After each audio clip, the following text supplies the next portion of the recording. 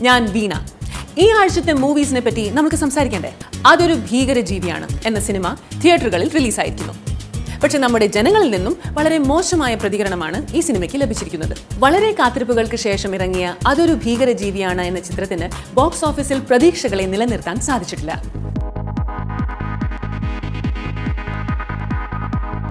വിമർശകരുടെ അഭിപ്രായത്തിൽ മലയാളം സിനിമയിൽ ഒരിക്കലും പ്രയോഗിച്ചിട്ടില്ലാത്ത ഒരുതരം പുച്ഛിക്കുന്ന കോമഡികളാണ് ഇതിൽ പ്രയോഗിച്ചിട്ടുള്ളത്. ഇത് ജനങ്ങളെ പ്രീതിപ്പെടുത്താൻ സാധിച്ചില്ല.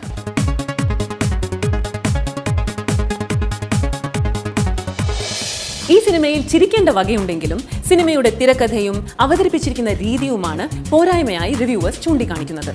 അഭിനേതാക്കളുടെ അഭിനയവും ഷാൻ രമേശുടെ സംഗീതവും ഈ സിനിമയിൽ സുന്ദരമായ പശ്ചാത്തലം ഒരുക്കിയിരിക്കുന്നത് വിഷ്ണു നാരായണന്റെ ഛായാഗ്രഹണമാണ്. ലിജോ പോളിന്റെ എഡിറ്റിംഗിന് വേണ്ടത്ര നിലവാരം ലഭിച്ചിട്ടില്ല. ആനിമേഷനിലൂടെ ചിത്രീകരിച്ച അവതരണ ഗാനം കയ്യടിക്ക് അർഹമാണ്.